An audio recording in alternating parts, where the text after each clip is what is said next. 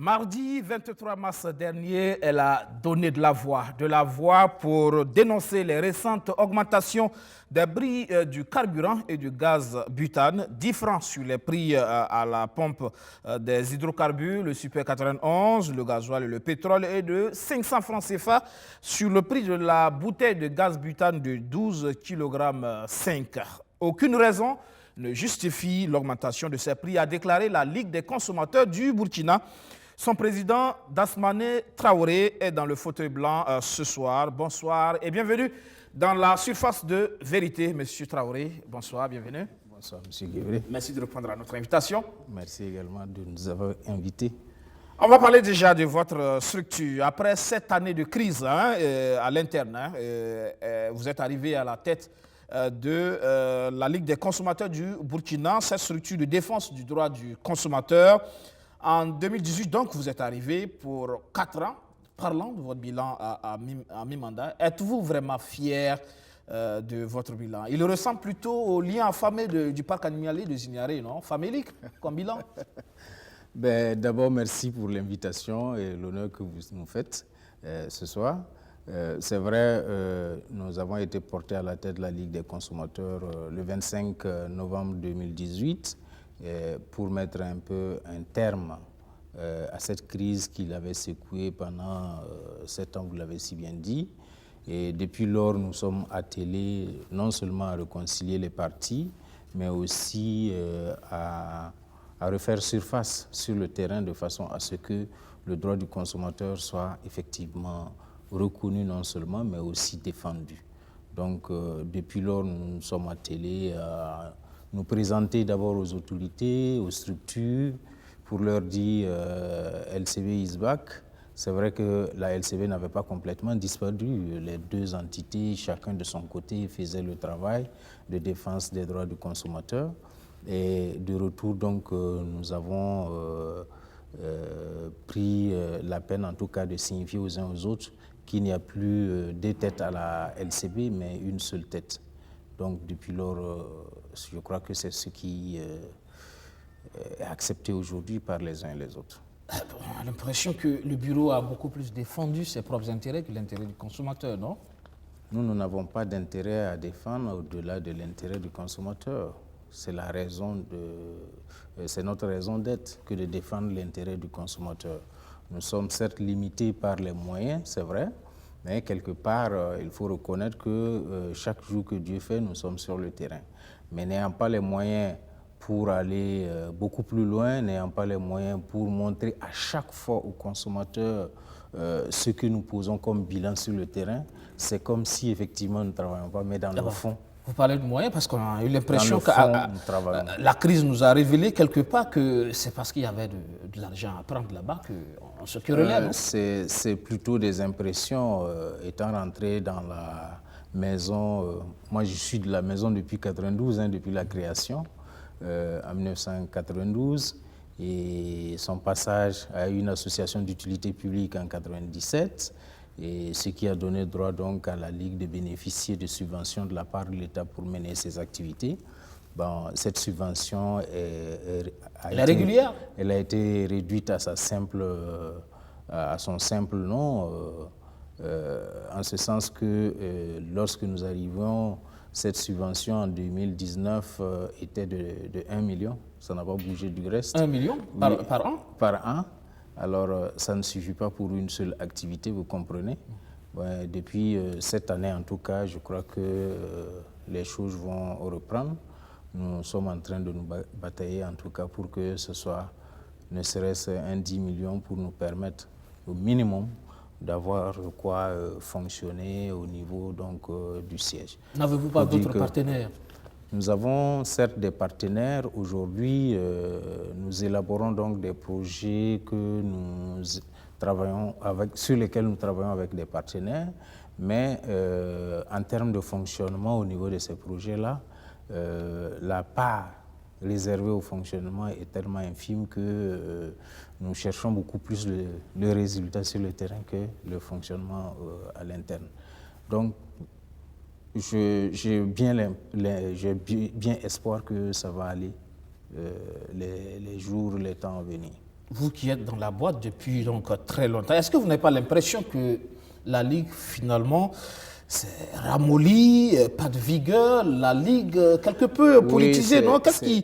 Est-ce que vous ne roulez pas finalement pour le régime? C'est cette impression que les uns et les autres pourraient donner, mais dans le fond, nous ne roulons pour personne, parce que ça ne fait même pas partie de notre, disons, de notre statut. Bien au contraire, la Ligue est apolitique, elle est non confessionnelle et elle est à but non lucratif. C'est ce qui, peut-être quelque part, limite les activités, mais je dirais que... Pendant la crise, on a vu quand même des figures politiques au devant, se mettre au devant, justement, dans le cadre de... Peut-être dans l'intention d'accompagner certainement la Ligue de façon à ce qu'elle ne sombre pas. Avec un parti pris, hein. On a vu, par exemple, le député Abdoulaye Mossé monté à l'époque. Oui, Abdoulaye Mossé a été membre de la Ligue depuis longtemps avant de s'investir dans la politique à proprement parler. C'est dire dans ces conditions que c'est quand même difficile que de ne pas voler au secours d'une structure qu'on a accompagnée pendant longtemps et qui est en train de sombrer. Donc, si vous voyez ça sous un autre angle, c'est peut-être trop, mais c'est purement et simplement dans ce sens-là. Et même que l'organisation de l'Assemblée générale ayant permis en tout cas la mise en place d'un nouveau bureau, il y en a qui ont contribué de par leur sagesse pour influer sur certains afin que les positions changent, pour qu'on ait une entité quand même commune. Donc, quelque part, c'est positif pour la Ligue, mais ça ne veut pas dire que la Ligue roule pour qui que ce soit en matière politique. Vous roulez pour le consommateur? Nous roulons purement et simplement pour le consommateur. D'accord. C'est cette illusion d'ailleurs qui a fait que certains syndicats avaient refusé, avaient jugé que nous étions pour le pouvoir parce qu'avec tout ce qui se tramait, on ne voyait pas la Ligue, alors qu'ils oublient que le statut de la Ligue, là, la Ligue est apolitique, elle est non confessionnelle, donc elle ne rentre pas dans ces jeux-là. Justement, on ne voit pas assez la Ligue sur le terrain, justement. Le consommateur aussi a cette impression et peut-être qu'il vous donne trop de pouvoir finalement. Vos missions, quelles sont vos limites par exemple? Je crois que notre rôle, c'est surtout l'information, la sensibilisation du consommateur, la défense de leurs droits au niveau donc, des produits, des prestations de services, donc des prestataires. Et en cela, il faudrait qu'on ne pense pas un seul instant que la Ligue est un pan de l'administration. Parce qu'on entend les gens se plaindre sur certaines radios pour demander où est la Ligue, où est la Ligue. Où est d'abord l'État? Après maintenant, où est la Ligue? Parce que la Ligue, étant une organisation de la société civile, elle entend accompagner l'État dans la protection des consommateurs. Je m'explique. Parce que quelque part, au jour d'aujourd'hui, on peut dire que les chantiers de développement de l'État sont tellement nombreux qu'il revient aux citoyens de s'organiser pour se défendre eux-mêmes. À titre d'exemple, vous êtes dans un quartier, il y a une boutique, le monsieur, il vend des produits avariés. Le temps que l'État se rende compte pour venir donc appliquer une sanction ou retirer les produits, si nous, au niveau du quartier, on s'organisait déjà pour dire, monsieur, nous ne l'achetons pas. Aujourd'hui, on ne l'achète pas. Et l'autre boutiquier, on ne l'achète pas non plus. À terme, qu'est-ce qui se passe? Le monsieur, il va changer. Tout à fait. Et ça, c'est avant que l'État ne vienne. Et là, c'est peut-être aussi votre rôle, organiser notre rôle, justement, c'est informer justement les consommateurs sur ce rôle d'autoprotection et éventuellement, par la suite, maintenant, la dénonciation. Parce que si on s'organise... Est-ce que vous avez des relais, justement, au sein des quartiers, des arrondissements, pour faire ce travail de dénonciation? Au niveau du Burkina, nous avons 45 provinces, c'est ça? Il y a 45 sections au niveau du Burkina. nous allons travailler de façon à ce que ces sections-là se duplient, se retrouvent pratiquement dans les départements, dans les villages.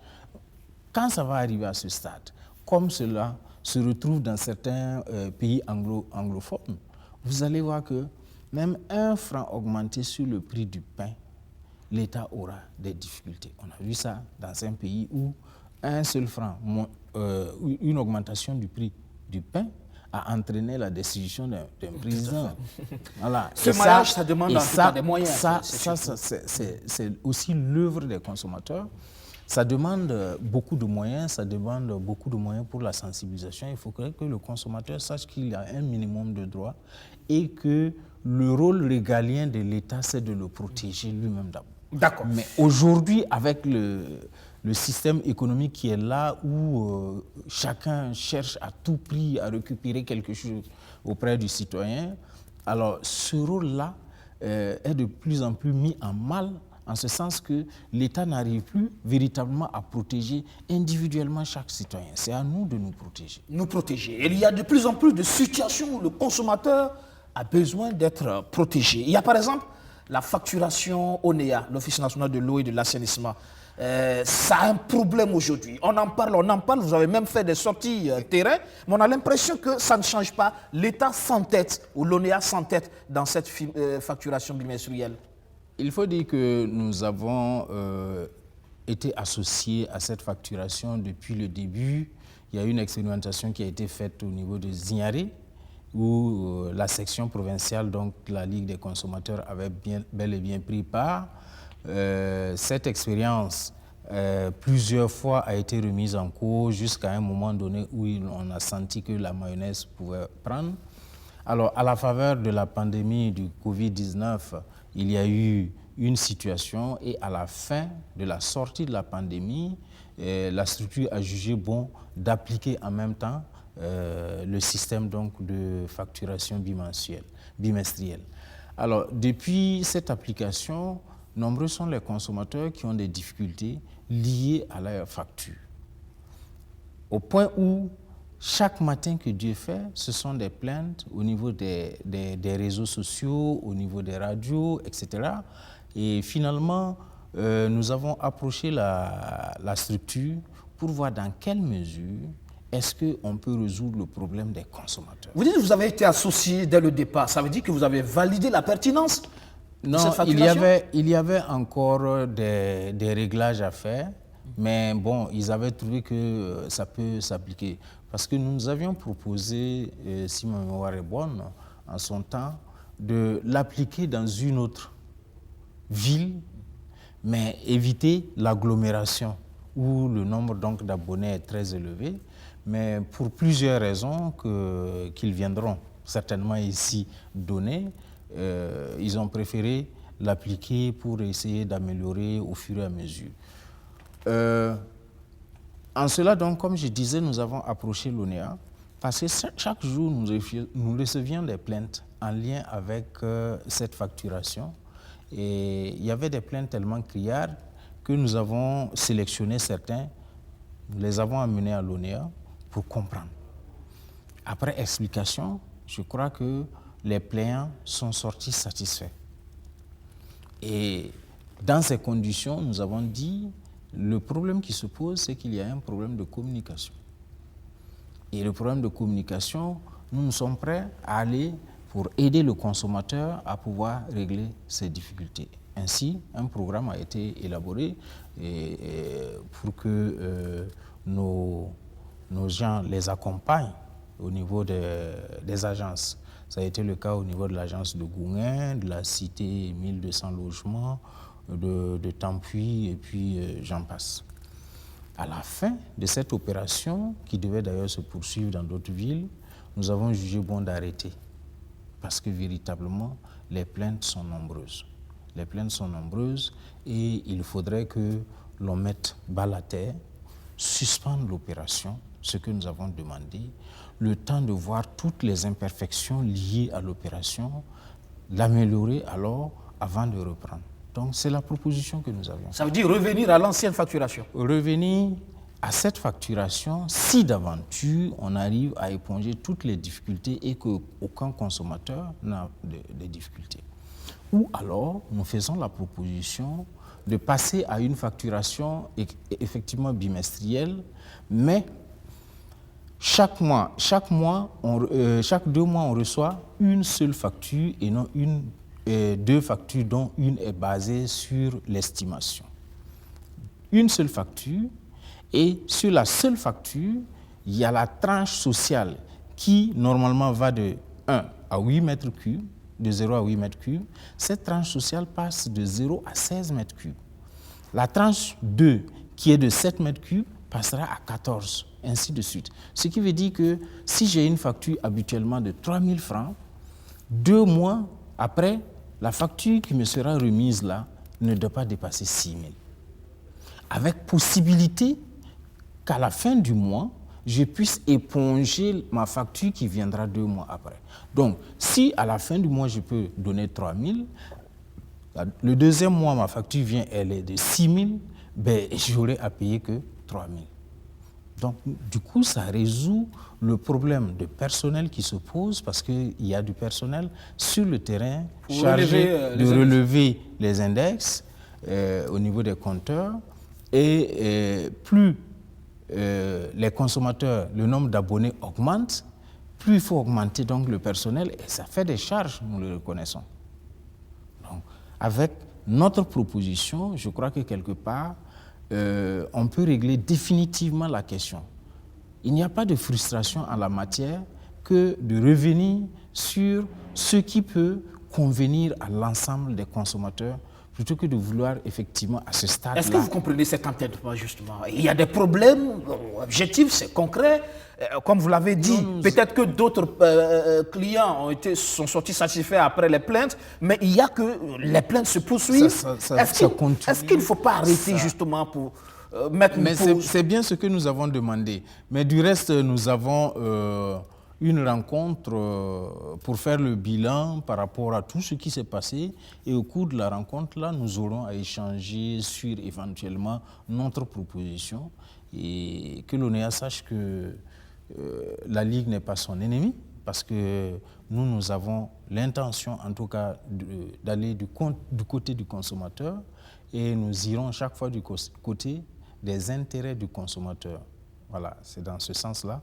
Et ils doivent comprendre que on n'a pas intérêt, en tout cas, à ce qu'il y ait une discorde ou un désagrément entre l'ONEA et la Ligue des consommateurs. Parce que pour beaucoup de consommateurs, finalement, l'ONEA est en train de chercher à rattraper la gratuité annoncée par le président lors de la crise de la Covid-19. Là, nous ne saurions répondre, mais ce que nous savons, c'est que le consommateur a des difficultés. Et ce sont ces difficultés-là qu'il faut résoudre. Résoudre en revenant peut-être à l'ancienne facturation, en attendant de mûrir suffisamment. Ou alors à aller sur la base de la proposition de la LCB. Parce que là également, vous avez une facture tous les 2 mois. Certainement que le consommateur même va bénéficier d'une chose, c'est que on ne va pas entasser des papiers chaque année. Hein, on a 12 papiers, 12 factures, on revient à 6 factures. Et peut-être on gagnerait peut-être avec la redevance.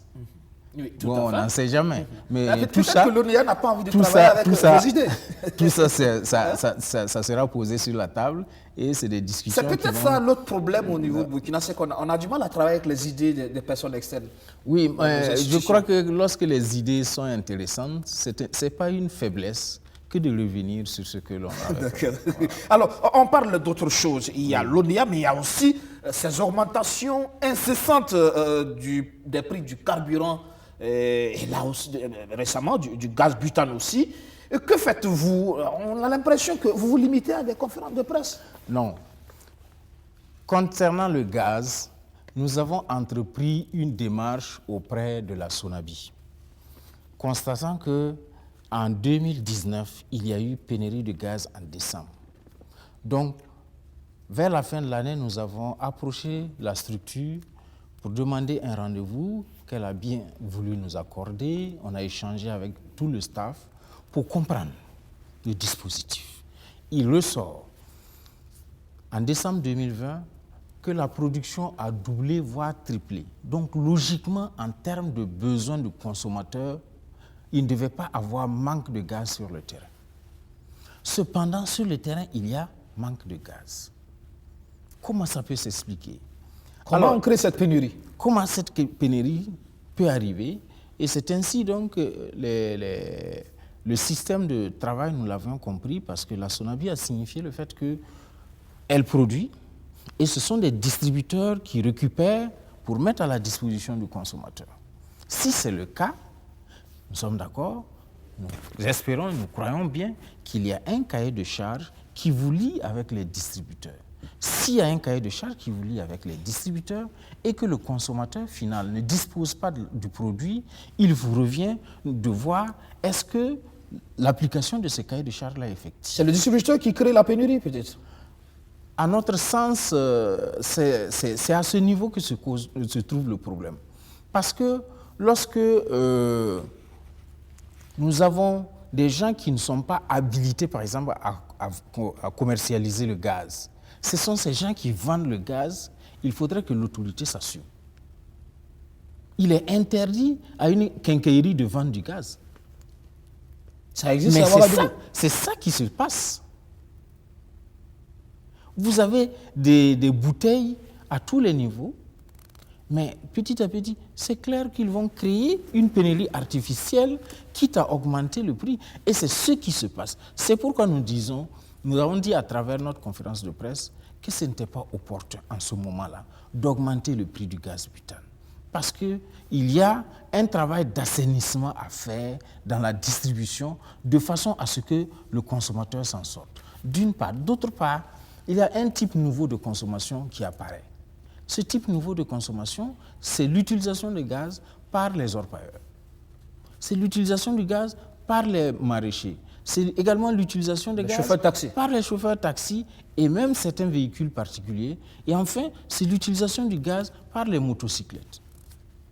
Vous avez des types de motos où la petite bonbonne là est en lieu et place du pétrole et de l'essence en plus. Et c'est ça qui circule de plus en plus à Ouagadougou également. C'est là le rôle de l'EGA de contrôler tout ça, non, et de sévir. Nous allons approcher l'autorité, nous allons dénoncer ces pratiques-là, parce que ces pratiques devaient être réprimées depuis le début.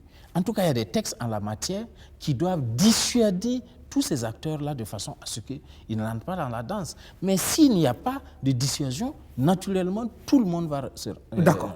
Et avec cette augmentation, nous parlons de Ouagadougou où c'est 5500, eh bien, à l'intérieur du pays, ça va être combien? Vous allez à Diapara, ça déjà va que les gens payent autour de 6 000 à l'intérieur du pays. À Batié, vous allez à Solenzo ou bien, je ne sais pas moi, à Kombori, etc. À l'intérieur du pays, ça va coûter combien? C'est pourquoi nous avons demandé si l'État pouvait, à ce stade-là, arrêter cette augmentation, quitte à mettre de l'ordre dans la distribution, de façon à ce que le consommateur bénéficie effectivement de la subvention que l'État a observée. Suspendre, vous dites suspendre l'augmentation. Le gouvernement s'est pourtant expliqué, non, en parlant de subvention intenable aujourd'hui. Oui, la subvention, même si elle est intenable et que le consommateur en souffre. Parce que la subvention, c'est pour le consommateur. Mais le consommateur souffre du fait qu'il y a d'autres personnes qui récupèrent la subvention de l'État. S'il y a des miniers qui doivent utiliser le gaz, qu'on sorte du gaz à cet effet avec le prix que ça donne. Donc il faut revoir la chaîne. Il y a la subvention, certes, mais c'est parce qu'il y a une légère... L'environnement n'est pas assaini que cette subvention ne permet pas de stabiliser les prix. Ils sont partis sur la base du fait qu'il faut sauvegarder l'environnement. La sauvegarde de l'environnement aussi a un coût. Aujourd'hui, la question du changement climatique, c'est ça qui est à l'honneur partout, c'est ça qui est à la mode.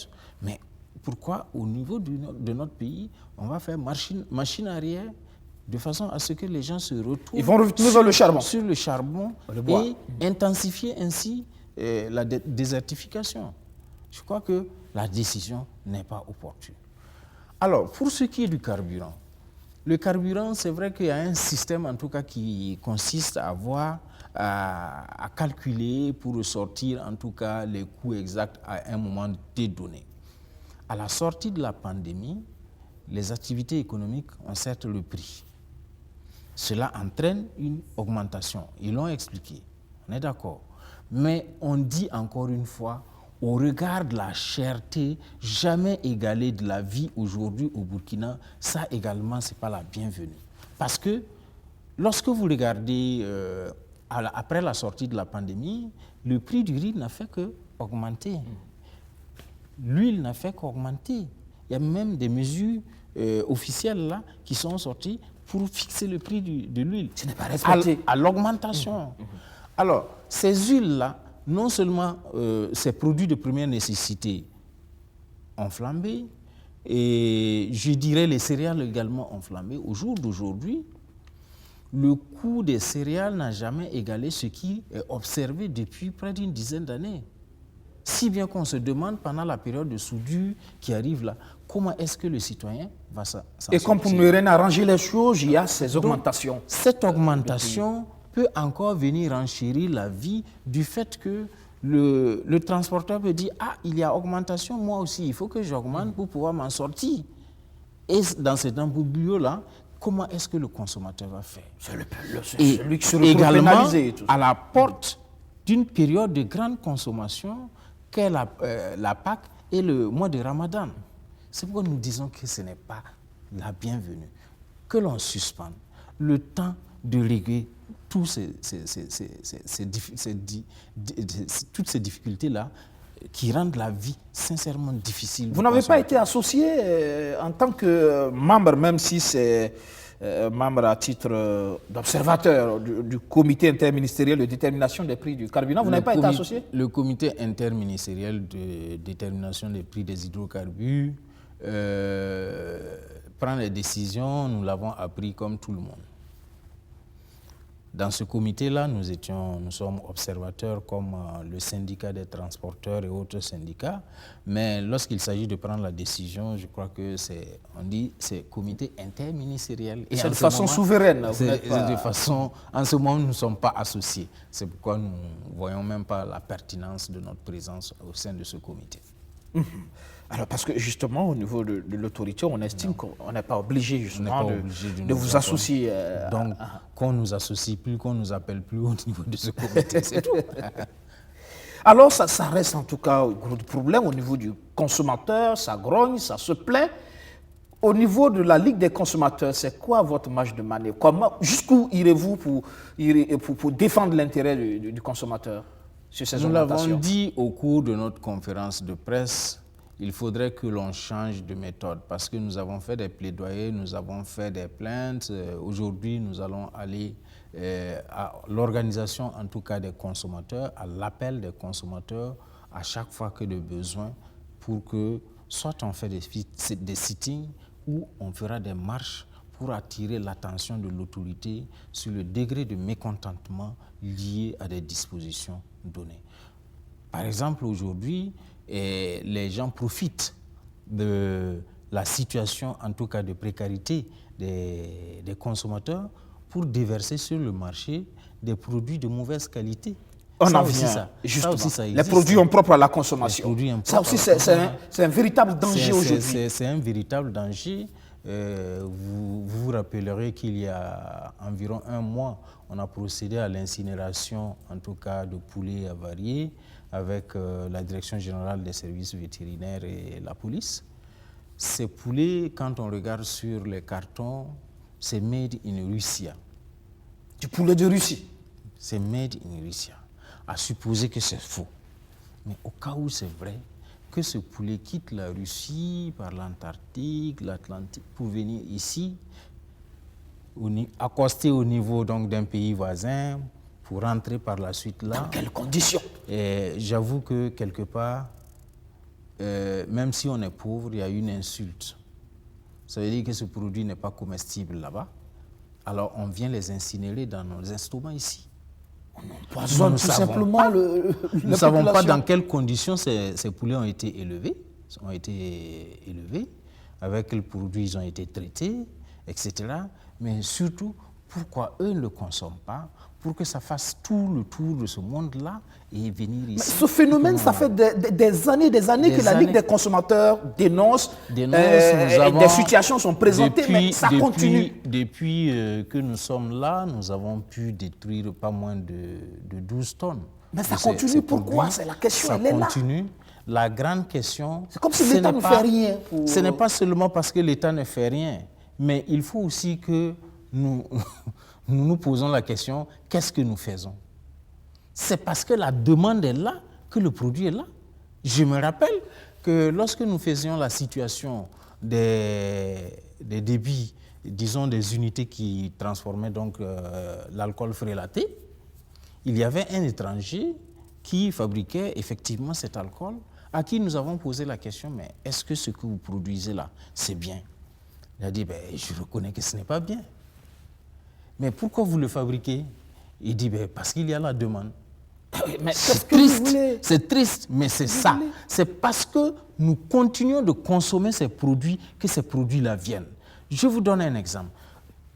Lorsque vous rentrez en ville, vous allez voir des gens qui grillent de la volaille, locale, bien entendu. Et pratiquement à chaque 100 mètres, vous allez en trouver. Dans chaque ville, ça existe. Prenons un monsieur qui grille seulement 100 têtes de poulet par jour. 100 têtes de poulet, si par poulet, il a 250 francs de bénéfice net.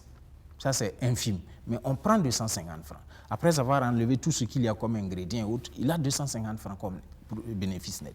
Ce monsieur, 100 poulets par jour, il est à 25 000. 10 jours, il a 250. Le mois, il est à 750. Si on suppose qu'il y a des jours où ça n'a pas marché, on enlève les 150 000, il a 600 000 francs par mois. Ce monsieur-là, c'est ce monsieur qui va aller acheter un terrain. Il va construire une maison et nous allons loger. Oui, mais le droit, la consommation, c'est un droit. J'en viens, c'est un droit. J'en viens. C'est ce monsieur qui va aller effectivement donner les gésiers à un kiosque qui fait sa particularité. D'accord? C'est ce monsieur qui va découper les têtes et les pattes. Il y a une bonne dame qui fait de la soupe matinalement à un angle quelque part. C'est ce monsieur également qui va donner les plumes à un maraîcher pour aller enrichir son sol. Combien de chaînes de valeur?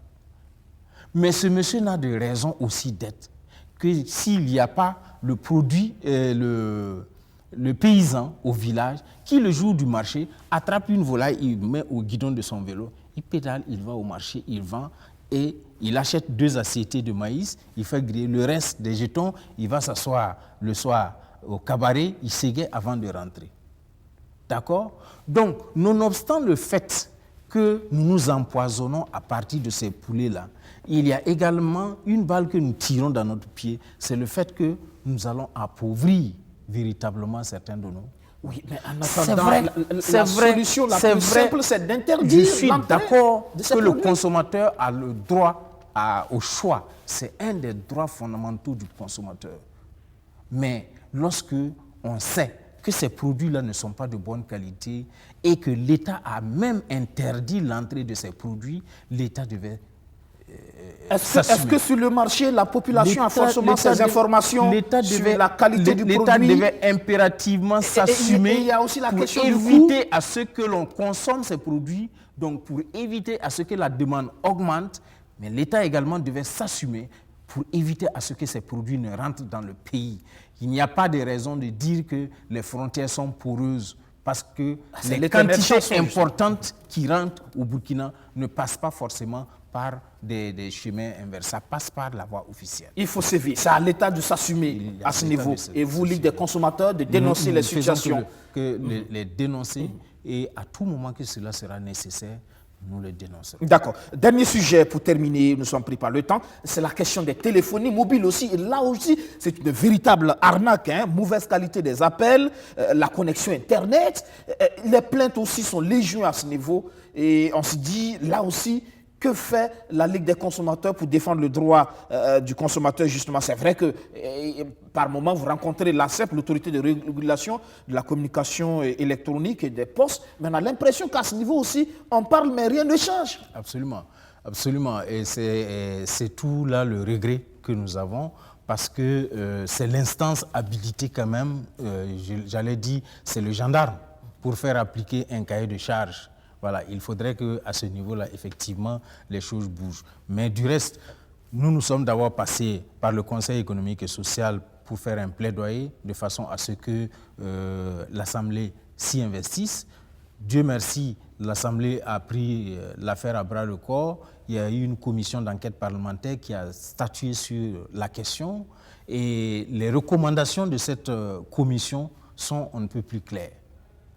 Alors, il y a une insuffisance nette dans les textes régissant donc la collaboration avec ces instances, ces opérateurs. Parce que nous avons rencontré à la fois l'opérateur Orange, nous avons rencontré l'opérateur Telmom. Et à chaque fois, nous avons posé le désarroi total du consommateur. Et la dernière rencontre d'ailleurs avec l'opérateur Telmom, où nous avons dit de grâce, arrêtez de nous envoyer ces messages intempestifs. Vous appelez quelqu'un, c'est une voix qui vous propose des choses, une musique. Moi, je suis burkinabé, je suis fier de ma culture. Je ne suis pas contre la culture de mon pays. Mais on devait me donner la possibilité de désactiver si ça ne m'intéresse pas, plutôt que de m'imposer tout. Quand vous regardez dans la journée, il n'y a pas ce jour où il n'y a pas bonus, bonus, bonus, bonus. Des jeux. Bonus, mais si on peut donner autant de bonus, 100%, 200, 300, même 500, ça veut dire quelque part qu'on peut réduire le coût de la communication. Auquel cas, il y a quelque chose derrière les bonus. Et effectivement, il y a quelque chose derrière les bonus que nous allons dévoiler tôt ou tard. Un. Deuxièmement, lorsque on fait des jeux, je dois être en mesure quand même de refuser des jeux. Et il faut que, nous avons toujours dit, il faut que le consommateur soit aussi responsable. Si on dit il y a un jeu, tenez, il y a 1 tonne de ciment. 1 tonne de ciment, quelle est la capitale du Burkina Faso? Y a-t-il un Burkinabé qui ne connaît pas le nom de sa capitale? C'est une façon de vous inciter à jouer. Grand A, Abidjan, grand B, Ouagadougou. Tout le monde clique Ouagadougou. On sait que le nombre d'abonnés là, c'est 9 millions pratiquement sur les 3 réseaux. Si 1 million seulement d'abonnés cliquent, on sait que le message c'est 100 francs. 100 francs multiplié par 1 million, ça fait 100 millions qu'on a retiré du panier du consommateur. Et quand vous cliquez comme ça, immédiatement il y a un autre message qui vient, trivial encore, une question, pour vous inciter, pour vous dire que vous êtes sur la bonne voie. Vous cliquez. Donc dans la journée, ce qu'on retire du panier du consommateur, c'est beaucoup. Et c'est pourquoi nous appelons les consommateurs à être responsables. Vous n'êtes pas tenus de jouer. Parce que pour 100 millions, plus de 100 millions, on vous a tendu simplement 1 tonne de ciment. Ça fait combien 1 tonne de ciment? Ça fait 110 000 francs. Si c'est trop. 110 000 francs, on vous a retiré plus de 100 millions.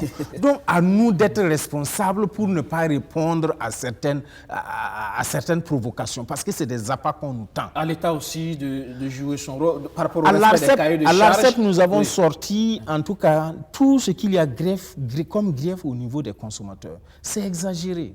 Il faudrait que l'on revoie le régime juridique de la puce. Si c'est ma propriété, qu'on ne m'envoie pas ces trucs-là. Et ça doit être ma propriété parce que je l'ai acheté. C'est le lien qu'il y a entre lui et moi, opérateur. Il faut que les opérateurs aussi acceptent quelque part que nous avons un droit et que quelque part, même si nous sommes une courge, il ne faut pas tout le temps piquer avec un couteau, sinon à un moment donné, ça va pourrir. Donc nous avons toujours appelé l'ARCEP à revoir la copie parce que quelque part, il y a des insuffisances liées au traitement avec ces opérateurs qui font qu'ils font ce qu'ils veulent et au Burkina, il faut le reconnaître, il y a de l'argent que ces gens disposent. Nos parents ont été chicotés pour qu'ils payent l'impôt, mais aujourd'hui, nous dépensons au hasard. Même sur le lit, on dépense. il faut que nous ayons le courage par moment de ne pas dépenser. Et ce que nous avons dit dernièrement, c'est qu'à un moment donné, nous risquons donc d'appeler tous les consommateurs au boycott de certains produits. Et c'est comme ça qu'ils apprendront à respecter le consommateur. C'est peut-être là qu'on vous attend, être plus agressif. Et ça ne va pas tarder, ça ne va pas tarder. Véritablement, ça ne va pas tarder. Parce qu'on a l'impression que c'est juste à la dénonciation. Sur le terrain, vous avez des produits avariés à tout bout de champ, et au point où on peut même dire aujourd'hui que pour certains produits, là, c'est donne-moi ton argent, tiens, va mourir. C'est un peu cette logique-là on peut faire. Donc, les consommateurs doivent être vraiment prudents. Ils doivent avoir le minimum de réflexe de vérifier ne serait-ce les dates de péremption de ces produits qu'ils achètent. Le fabricant, quand vous allez acheter un produit, il n'y a pas l'adresse du fabricant, mais si le fabricant sait que son produit est de bonne qualité, pourquoi il ne mettrait pas son adresse? Mais là, il y a trop de falsification. Pourquoi il ne mettrait pas son adresse? Et en ce moment, s'abstenir d'acheter. C'est tout. Merci, monsieur Dasmane Traoré. Je rappelle que vous êtes le président de la Ligue des consommateurs du Burkina. Nous sommes en fin d'émission. Déjà? Oui. Le temps passe très vite. Merci encore. Je vous en prie. C'est à vous le merci. Ça sera tout pour ce numéro de Sofa de Vérité. Merci de l'avoir suivi. Excellent suite de programme sur notre chaîne. Et à la semaine prochaine avec un nouvel invité. Bonsoir.